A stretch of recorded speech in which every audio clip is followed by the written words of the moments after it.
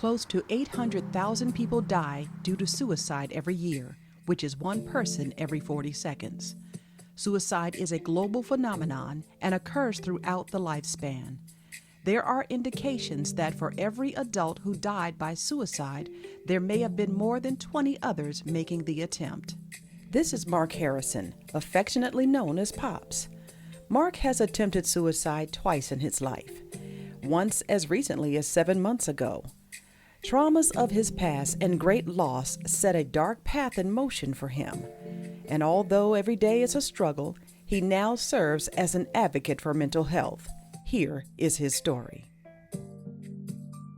My story in a nutshell regarding mental health, it really started when a friend of mine was severely dealing with a situation, and we didn't classify it as mental health, we just thought he had issues.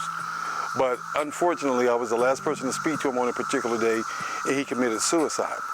And from there, I realized that a lot of men, particularly black men, were really struggling with mental health issues, myself included. But because of that stigma, I didn't want to go get help. I didn't think I needed help until one day, and I always tell people, COVID was probably the best thing that really actually happened to me. It made me sit back and realize what was going on with me, and I was struggling. That stigma that we always talk about, I was part of that stigma. I would say something specific that happened. I have been estranged from my mother for about 2 years, and I was watching something on TV to where a mother hugged her son. I haven't been able to hug or talk to my mother in several years, and not to say that she's dead, we just don't have that mother-son relationship, and that's actually what took me over the edge. It always goes back to a song where I feel like a motherless child, and that's what happened. I was watching Mahalia, and she said I felt like a motherless child, and that took me over an edge that I never thought it would take me over. I felt like I was by myself, nobody to talk to.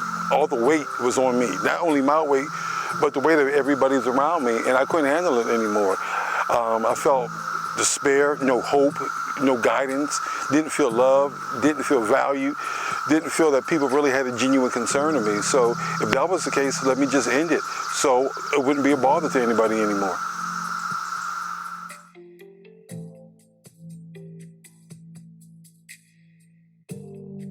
Yes, and I'm not even going to say if I mattered at that time. I think if I mattered when I was a kid.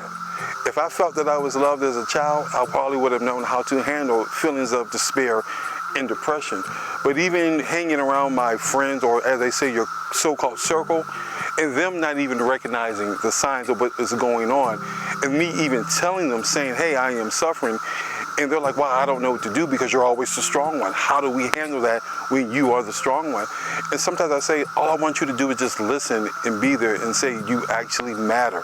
You know, we need you. But realizing that is, they couldn't say it because they were dealing with their own demons as well. It's weird, I'm walking into a grocery store, and this is the time when we were really wearing masks heavy.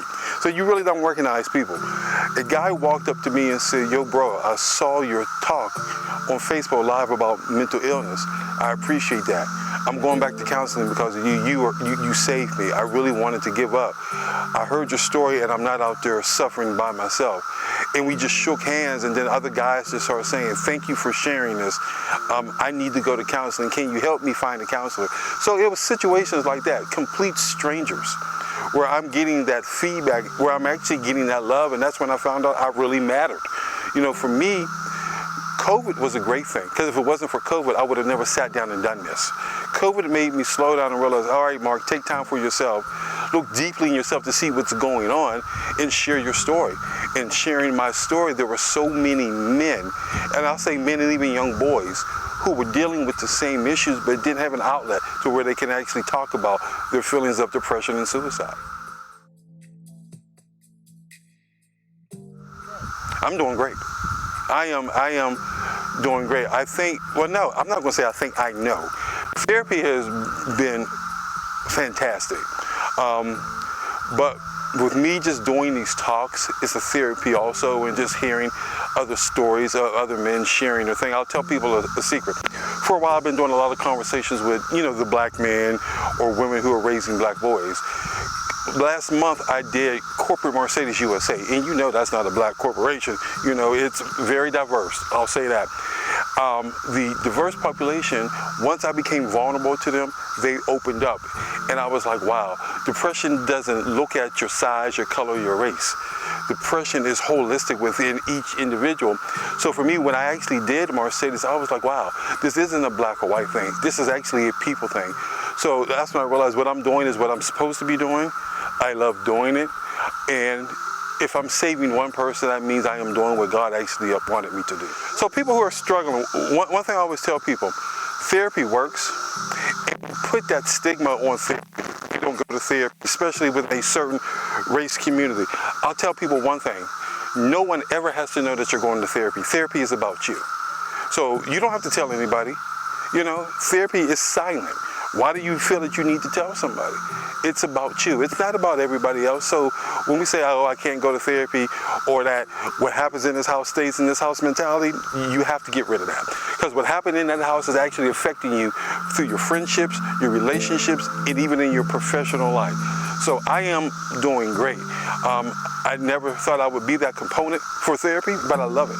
I look forward to it sometimes. And I just look forward to just having conversations with people. I can actually see the signs. I can tell when somebody's going through something. And I know what some of the signs to look for. And sometimes I'll just reach out.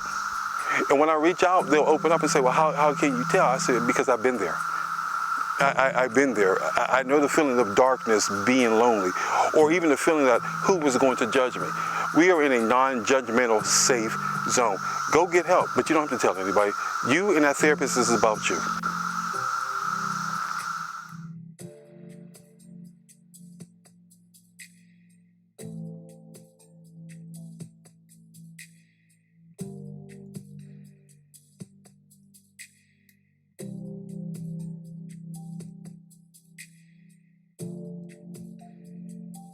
If you are in a crisis, call the toll-free National Suicide Prevention Lifeline at 1-800-273-TALK, 24 hours a day, 7 days a week. This service is available to anyone who calls. All calls are confidential. Sources and statistics are provided by the World Health Organization and the National Institute of Mental Health. If you would like to share your story, go to www.simonewalker.com and send an email of interest.